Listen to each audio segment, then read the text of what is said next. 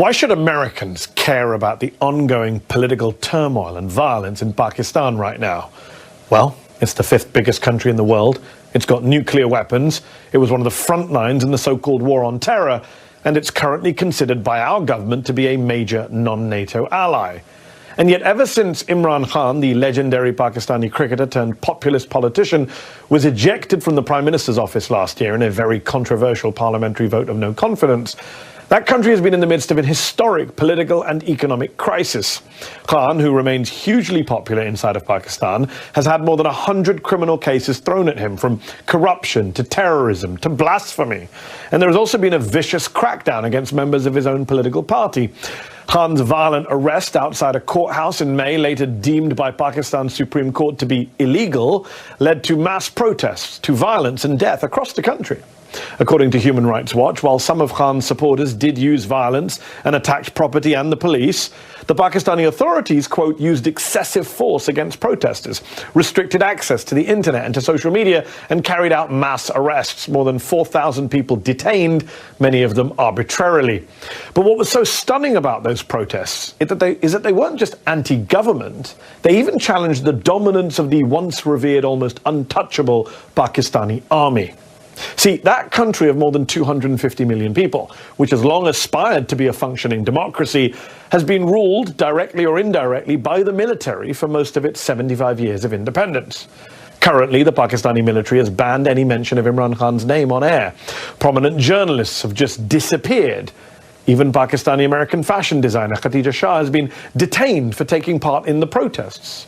And Khan himself, who survived an assassination attempt last November, is worried for his own life.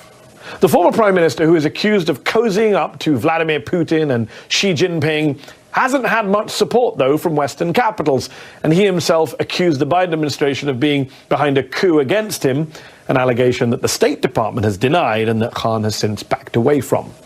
So, what should America be doing here, and what does the future hold for Pakistan and for Imran Khan? Earlier, I spoke to the former Prime Minister of Pakistan and chairman of the political party, the PTI. Imran Khan, thank you for coming on the show. You are the former Prime Minister of Pakistan. Explain to our viewers watching in America tonight what you believe is the state of democracy, of freedom, of human rights in Pakistan tonight. How bad is it? Well, maybe for some of us who've seen the evolution of our democracy over the last, especially 20 years, because you saw General Musharraf's martial law, and then in that martial law, we saw what was called the lawyers' movement for the independence of judiciary. And during that time, the media asserted its independence. So we were moving towards a democratic system. Two governments came in, stood for 5 years, and then left elections. Another government took over. So we're moving towards, what we hoped would be genuine democracy, because normally we had a hybrid system. Even when the army was not in power, they really controlled the levers from behind. But what is happening right now is a total dismantling of our democracy. It's not a question of what is happening to my party or to me, or these 170 cases and so on, or whether I'm in jail, or these are not one, but two assassination attempts on me. It's what is happening to the future of this country if our democracy is disbanded. Because rule of law, democracy, and prosperity go hand in hand. When you do not have rule of law, which is what is happening now, it is might is right, there's an undeclared martial law in Pakistan, then, there's darkness ahead. We are standing on the edge of darkness. So what is your message to the American government tonight, to President Joe Biden? Because on the one hand, you have urged the US to speak out in the name of democracy and human rights against what's happening in Pakistan right now. But you've also accused the US of being behind a, quote, foreign conspiracy, a coup against you. You repeatedly called what happened to you, quote, US-backed regime change. Well, I mean, the facts about what happened, about me receiving a cipher coded message from our ambassador in Washington. This is 6th March 22. which said that the American official, Under Secretary of State, telling our ambassador in an official meeting that unless you get rid of Imran Khan in a vote of no confidence, there'll be consequences. And then the vote of confidence, no confidence, takes place the next day. And within weeks, my government is gone. So I merely stated the facts. And by the way, I put the cipher in front of the cabinet, in front of the National Security Council, and there was an official protest from Pakistan for interfering in our internal affairs. But that's behind me. Look, all I want the US to do is their professed aims of so-called Western values of democracy, rule of law, human rights. They shouldn't worry about what is happening to me. They should worry about 250 million people. The whole democratic structure is being wound up. And we, as I said, we have an undeclared martial law. Surely, this is not what the Western countries should want. I mean, they should just speak out against it. So obviously the Biden administration denies being involved in your ejection from power. The current Pakistani government is clearly afraid of you, hence the mass arrests, the talk of banning your party, the more than 150 legal cases against you. They've said you're a bigger threat to the country than Indian Prime Minister Narendra Modi, rather ridiculously. Do you believe that if elections are held on time in October of this year, that your besieged party can still win and that you can still be Prime Minister again? Surely that's a pipe dream now. Look, since I've been ousted, out of the 37 by-elections held, 30 have been swept by my party, despite the total support of the establishment to these 12-party coalition. So clearly they are scared. This whole thing, which happened to us after 9th May, when I was abducted from within the High Court, abduction, and the way that they abducted me as if I was some terrorist. So the reaction to that was used as a way of just clamping down, crack down on my party.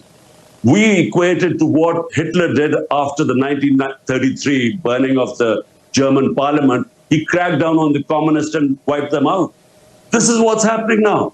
How could a few cases of arson be made a reason for 10,000 of our workers in jail? And every day people are being put in. My entire leadership is in jail. The only way the leadership can come out of jail if they renounce being part of my party. So it's never happened in this country before. Women have never been put in jail. The entire media has been muzzled. I mean, the military, which is the real power in Pakistan, is obviously out to get you. It was Army Rangers who arrested you outside the courthouse, not police. It's military officials who have reportedly told Pakistani journalists not to mention your name on air. Yet your critics would say that you came to power in 2018, everyone knows this, in alliance with that same military, that you for years had close relations with top generals going all the way back to Hamid Gul, the former head of the Pakistani ISI. So the critics would say it's ironic to see you now criticizing the same army and intelligence chiefs who you were once fine with and who helped put you in power in the first place. Firstly, just to correct you, I was abducted by the Rangers from within the court. I was actually sitting in the courtroom. So, just to correct you. And the Supreme Court declared it illegal, and so yes. That's why I was bailed out. Look, in Pakistan, Mehdi, the military has directly or indirectly ruled Pakistan for 70 years. 3 times martial law, and then the other times because they're entrenched. And so whoever does politics has to work with them. Now, when I came to power in 2018, it wasn't because the military engineered to get me into power. They didn't oppose me. Big difference. In 2013, before that, they actually helped Nawaz Sharif get into power, and we proved in the rigged elections. In 2018, we asked everyone to open the elections because we came through proper, free and fair elections. In fact, we felt we lost some seats. But the thing is, I worked with the military. I mean, military means the army chief. So I worked pretty well with him. The main problem was, you see, my whole thing is rule of law. I started my movement for justice 27 years ago, wanting to bring the powerful mafias, the political mafias, under the law. This is where the problem became. He didn't think corruption was that big a thing. He wasn't interested in, and if he had he had the veto power. So that's where I failed. Although we succeeded economically, we did brilliantly dealing with the pandemic, but I failed in the rule of law, and I think that's where the problems became. Up next, what about the criticisms of Imran Khan's own time in office? Don't go away. Before the break, I was speaking with former Prime Minister of Pakistan, Imran Khan. We discussed the state of democracy in his country and his message to the American government. But what about the criticisms he's faced from his own time in office? Here's the rest of my interview with him. You have been praised in your handling of the pandemic, and it's interesting to hear you saying you failed in terms of the military. But while there are many Pakistanis who still support you, you're hugely popular, a lot of Pakistanis say, hold on, when you were in government, you were fine with the military. You say none of this stuff has happened before, but you locked up opposition leaders, you locked up journalists, you cracked down on the press, and now you're getting upset that the same is being done to you. Look, the term false equivalence, you cannot compare what was going on in my time to this. In fact, General Musharraf's martial law was more liberal than what is happening right now. I mean, in our time, you can just name me which channel did we close? I mean, which journalists left the country? 4 of our top journalists have left the country. A fifth one wrote a letter to the Supreme Court Chief Justice that his life was in danger. He escaped. He was killed in Kenya. Our best journalist right now, Arshad Sharif, and best Imran Riaz, he's disappeared for 40 days. Yes. I mean, he's But Chairman Khan, I'm not going to dispute. I'm not going to dispute what's happening now. I'm very critical of what this government's done. It's not about equivalence, though. It's about that on your watch, you did a lot of these things. Maybe not as badly as the current government, but Reporters Without Borders, for example, they called you a press freedom predator in 2021. They criticized you at the time for threatening, abducting and torturing journalists. That happened on your watch. Hamid Mir, a very famous Pakistani journalist, he wrote just last month for The Guardian that when you were in office, he wasn't allowed on air, even though you had once called him a favorite anchor. So the problem is that a lot of this stuff did happen on your watch. You were not a champion of the free press. So people say, hold on, now you're saying it's bad when it happens against you. Firstly, Mehdi, the only time that I found out about a journalist being picked up and disappeared was a guy called Matiullah Jan. The next day I got him back. The problems we had were we were at the tail end of the war on terror. And the establishment was very worried about any criticism about it. So they were responsible for a few guys who were picked up. But this was nothing compared to what's going on. The only thing what we tried to do was there was fake news on social media, and that was causing havoc because they would be slandering people and so on. That's the only thing we tried. But when there was opposition from the media, we didn't even bring those laws in.